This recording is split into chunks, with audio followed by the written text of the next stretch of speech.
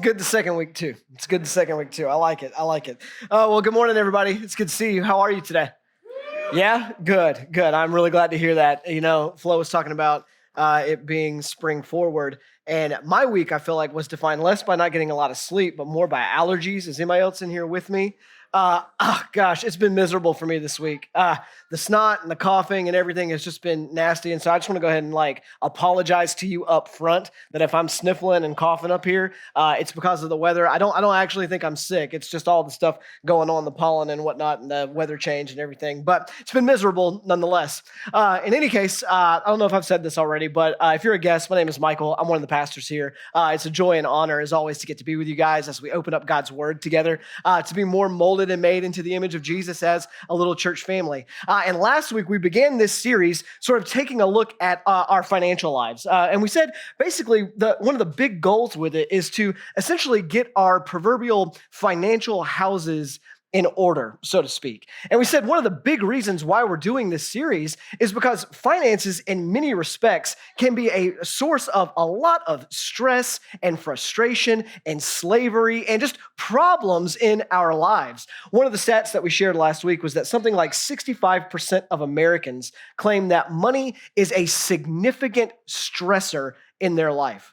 I ran across an article from CNBC this week that actually went into even more detail about it. And it said something like 90% of individuals say that money has a direct impact on their overall stress level. About 65% report feeling that their financial difficulties are piling up so much that they don't know how they're going to overcome them.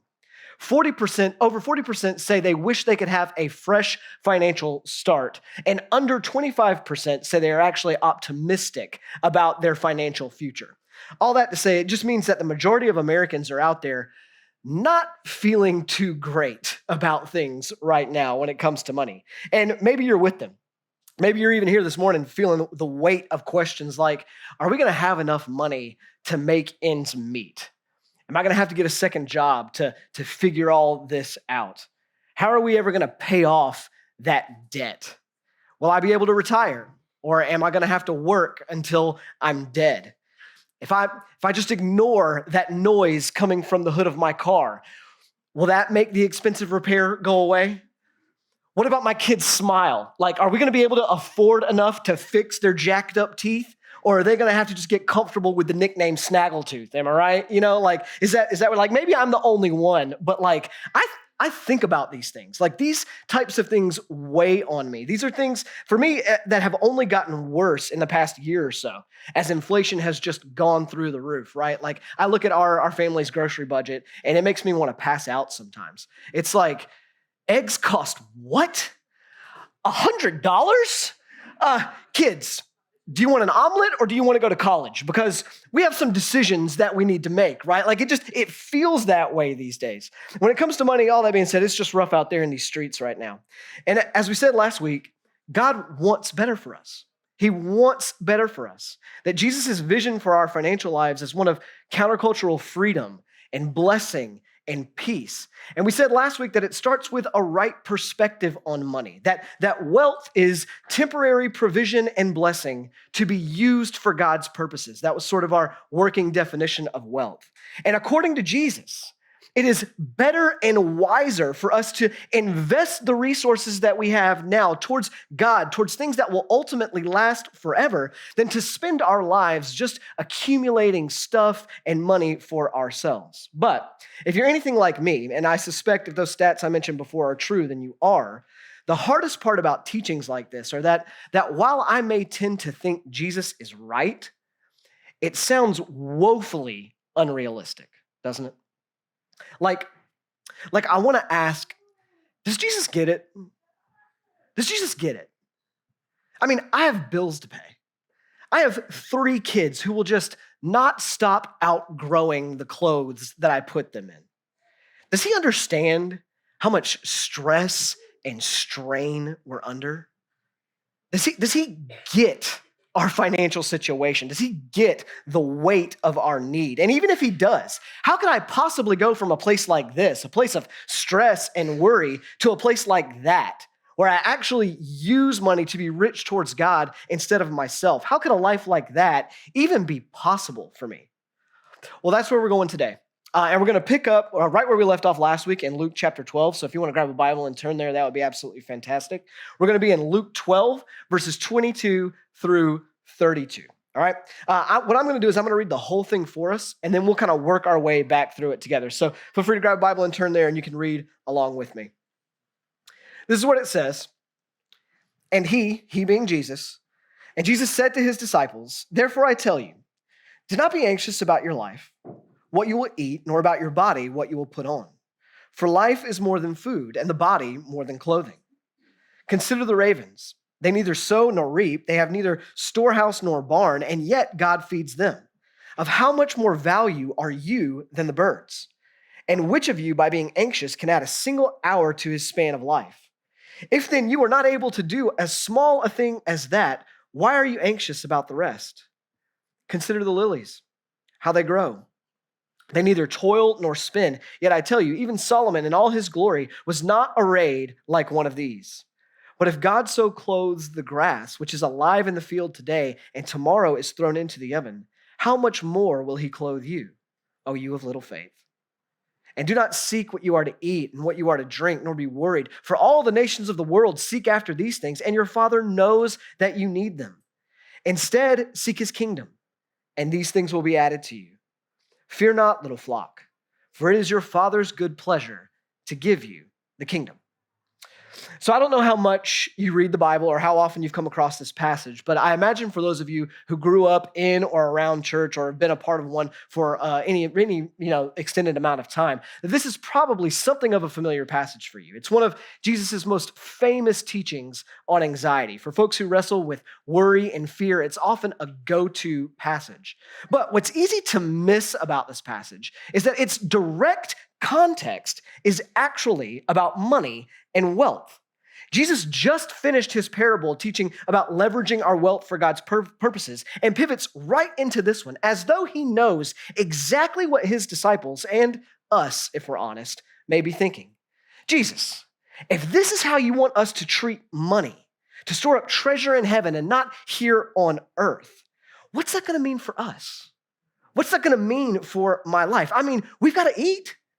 We've got to be clothed. We've got to survive. Now, to be clear, Jesus is not talking about whether or not you should faithfully work a job to make an income. We'll have more on that in a couple of weeks.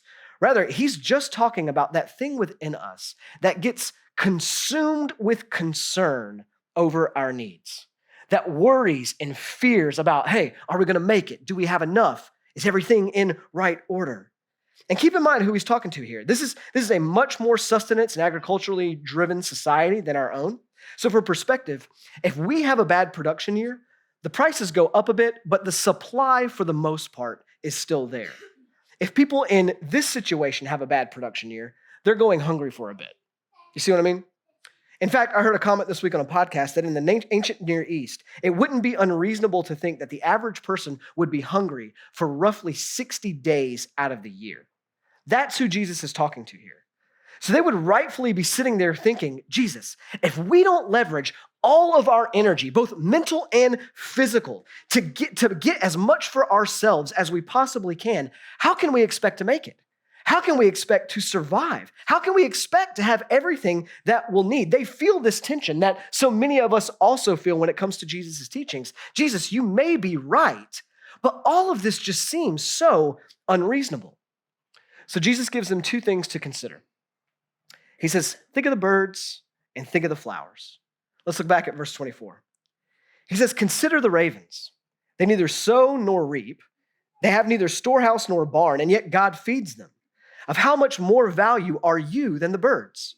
And then down in verse 27, consider the lilies, how they grow. They neither toil nor spin, yet I tell you, even Solomon in all his glory was not arrayed like one of these. But if God so clothes the grass, which is alive in the field today and tomorrow is thrown in the oven, how much more will he clothe you, O you of little faith? All right, so I want you to notice what Jesus does here. He says, consider the ravens, consider the lilies. Actually think about the bigger picture here, how God's world actually works. In a way, what he's trying to do here is change their way of thinking a bit. He wants to shift their thinking, that somehow in their anxiety, they aren't thinking about things very clearly. He wants them to shift how they think about life and the world and even about God himself. And what I want to do is I want to draw out some of these shifts for us, because I think if we can see them and see them well, they might just shift our experience of financial anxiety as well. So the first thing I want us to see here is that he wants them to shift. He wants to move them from the idea that my money is what provides to God is who provides. From money is what provides to God provides. So he asks them, consider the birds and flowers. Who feeds them? Who feeds them again? Do they feed and clothe themselves? Do you do it? Jesus says, no, it's God. God is the one who feeds them. God is the one who clothes them. God is the one who gives them what they need when they need it. Ultimately, God is the one who provides. And Jesus' point here is to consider that if this is who God is for birds and flowers, then that is who he also is for you. And this idea is all over Scripture. Like we see it in all kinds of places, but one of my favorites is in Psalm 145. It says, the eyes of all look to you, and you give them their food in due season. You open your hand, you satisfy the desire of every living thing. That God is the great giver, and every good thing we have or have ever had is ultimately from his hand. And a part of what I want you to hear this morning is that every meal you've ever eaten, every pair of jeans you've ever put on, every paycheck you've ever deposited into your account is actually God delivering on the very promises we see here. Like, I know we don't often think about it that way, but that's precisely Jesus's point. This is who he is, and in those things, this is what is actually happening. Just like God feeds the birds and clothes the fields, he does the same for you. Now, he might have done it for you through that money he put in your pocket, but it was him who did it nonetheless. But the reason that matters is that Jesus is exposing that the power that you think resides in money and wealth actually resides in God. And getting the right answer to the question, who is it who actually provides for me? It goes a long way towards how much stress you will experience when it comes to your financial life. Because here's the thing. The constant temptation with wealth is to believe that it can do what only God can actually do. All right? You hear that? The temptation of wealth is to believe that wealth can do for me what only God can actually do. To put it maybe a little bit more simply, the reason we stress out about money is because we know money can do stuff. And that's an earth-shattering insight, I know. Wow, right? We know that money can do stuff. We know that money can buy things. Money can buy food. It can buy clothing. It can buy shelter, to name a few, but it can do more than that too. Money can make life easier, more comfortable, and feel more secure. In short, money gives us a sense of power and control over our world. With the right kind of money, I can live in the right neighborhood. With the right kind of money, I can give my kids the type of education that I think is best for them. With the right kind of money, I can give my spouse and my family the kind of life they want. With the right kind of money, I can protect myself. I can protect myself from danger. I can prevent hardship from coming into my life. I can have peace of mind and tons of other things. Wealth gives us this illusion that while the world out there might be unstable, with the right kind of money, I can manage it. I can take care of it. I love the way the old pastor John Piper talks about it. He says, riches whisper, I am the safest, most satisfying solution to the cares of your life.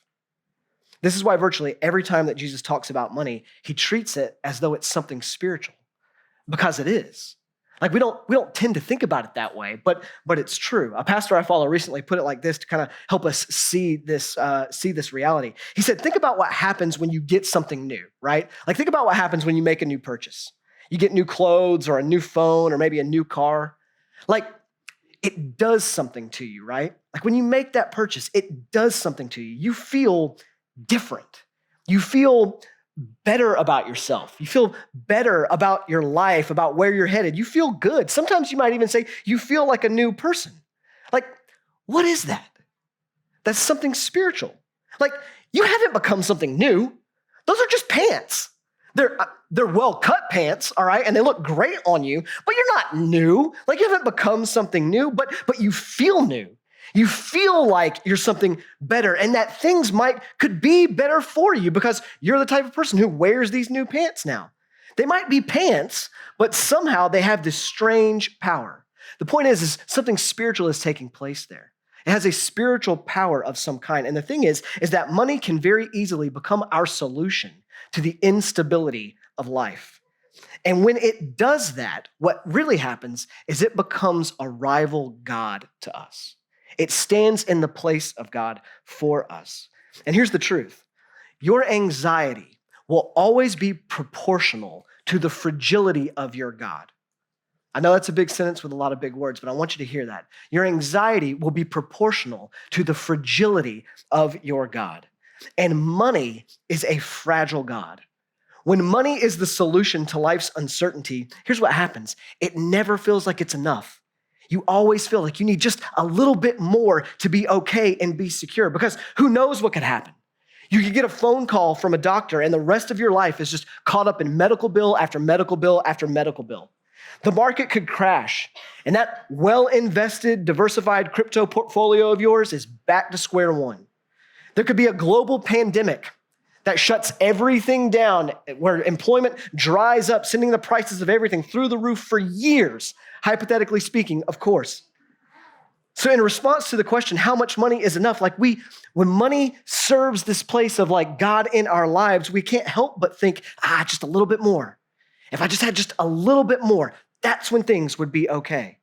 So we obsess about it and we worry about it and we wonder, do we actually have enough? And Jesus says in verse 25, and which of you by being anxious can add a single hour to his span of life? If then you are not able to do as small a thing as that, why are you anxious about the rest? His point is, don't you see? All of your hand-wringing over what's going to happen or if you're going to make it, all of your worry about whether or not you have enough, it doesn't actually change anything. It doesn't actually provide any amount of control over what God could bring into your life or what could happen. Your life is now and has always been in God's hands, and he is the one who ultimately provides. So that's the first shift. From money provides to God provides, but it's not the only shift. Shift number two that I think we see here is that we go from a world that is scarce, the belief that the world is scarce, to God is actually abundant. So it's not just that God is the provider, but that God has the resources and all the resources to actually do it. He says of the ravens, they neither sow nor reap. They have neither storehouse nor barn, and yet God feeds them. He's like, do birds work? Do birds work? It's not a rhetorical question, right? Or maybe it is a rhetorical question. No, they don't work. Are they responsible? Do they moonlight as another species during the off season to make ends meet? No, absolutely not. And again, he's not saying that his people shouldn't work, but rather, if these birds don't even do the things that you do and God takes care of them, how much more is God going to do for you what you need? And of the lilies, how they grow, they neither toil nor spin. Yet I tell you, even Solomon in all his glory was not arrayed like one of these. Essentially, what he's saying here is God pours out more proverbial bling on the lilies than the richest guy you've ever heard of, because God's just got it like that. Psalm 50 really gets his point across well. In it, God says, for every beast of the forest is mine, and the cattle on 1,000 hills. I know every bird in the mountains and the insects in the fields are mine. If I were hungry, I wouldn't tell you, for the world is mine and all that is in it. He's saying, look, it's all mine, every bit of it. Essentially, there is not one square inch of all creation over which God does not say, I own this. This belongs to me, and I can do with it whatever I please.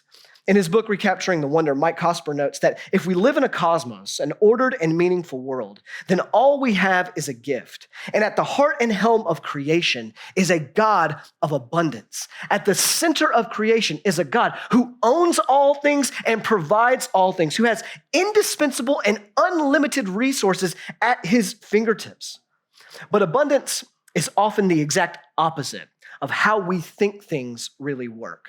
So Stephen Covey, in his book, The 7 Habits of Highly Effective People, he coined the terms abundance and scarcity mindset.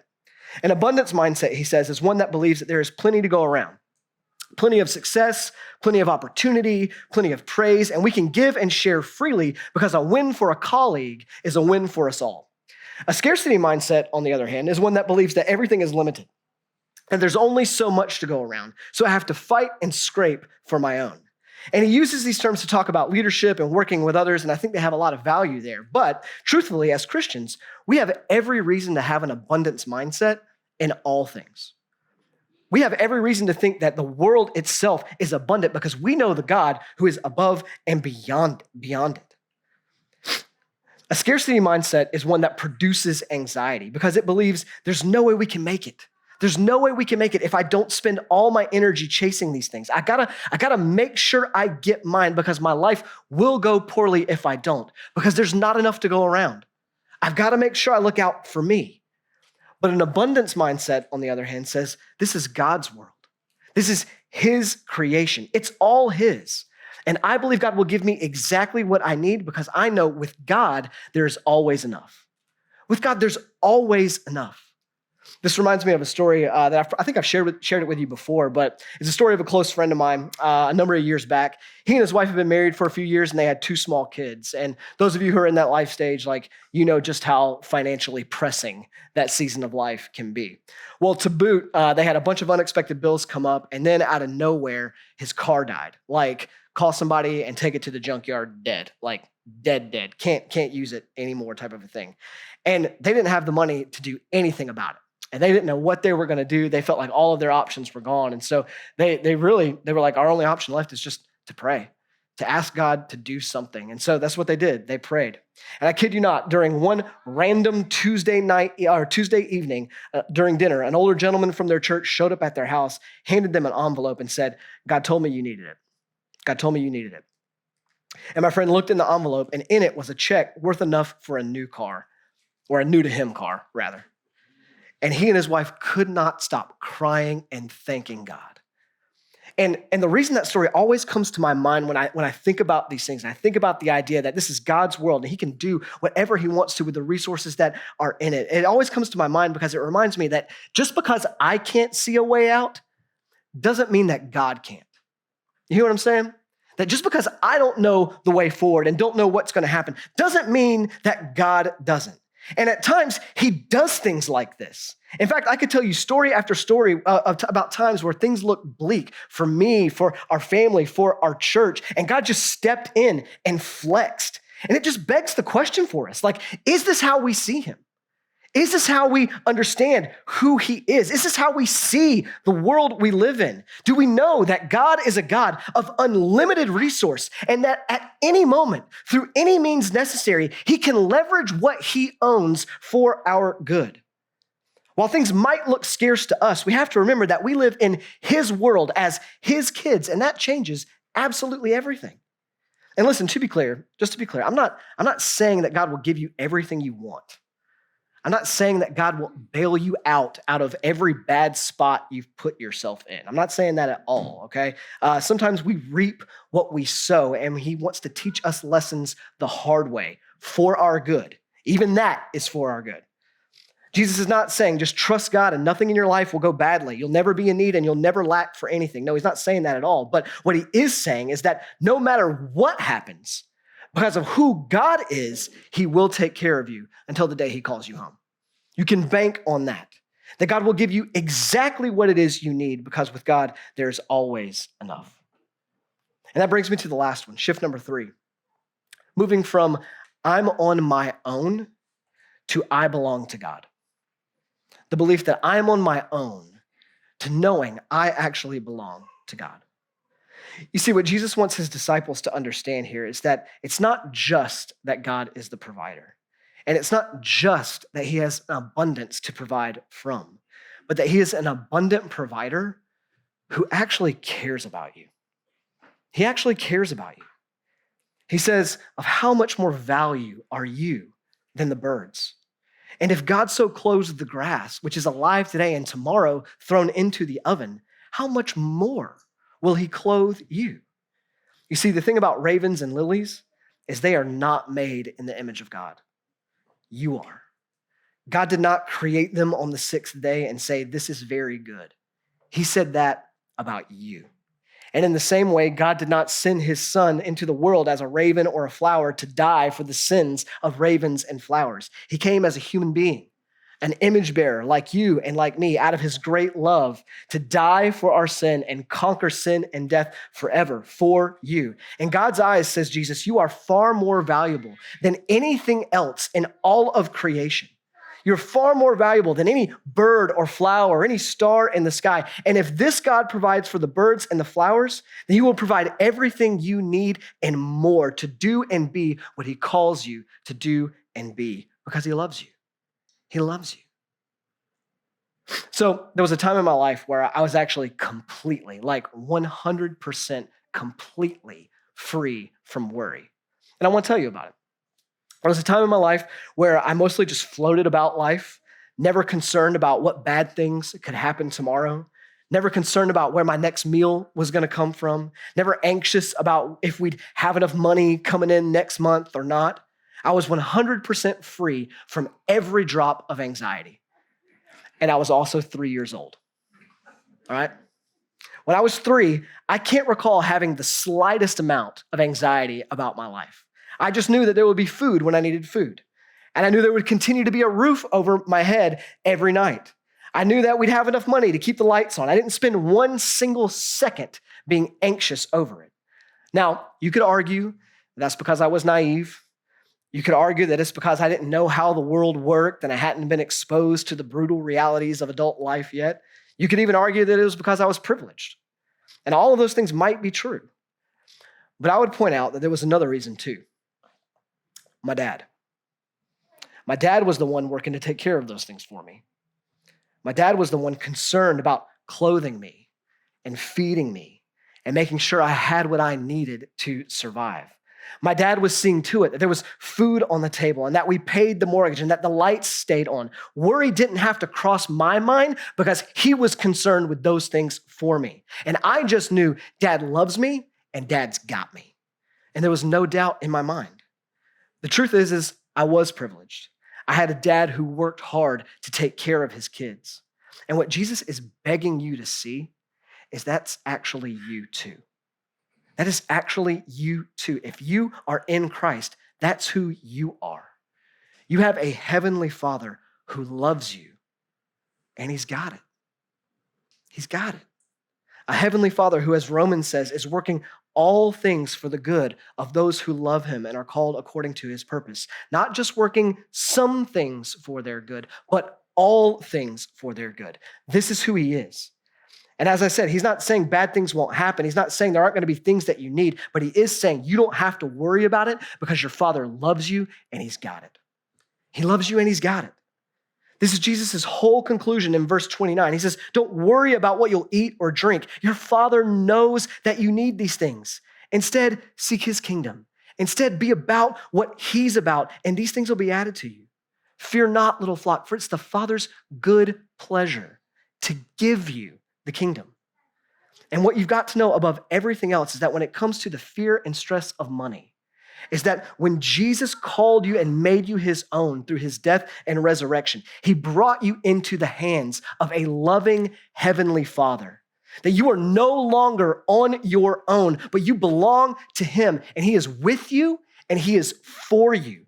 And the very hands that formed the world, the hands that carved out the mountains and the seas, the hands that ultimately provide shelter and food for every living thing on the face of the earth, for the birds and the lilies, that those hands are the hands that hold you. And that those same hands are the same hands that healed the blind, and the same hands that raised Lazarus from the dead, and the same hands that fed 5,000 with 5 loaves and 2 fish. And those hands are the same hands that were pierced to save you, the same hands that were given to provide for your deepest need, your salvation.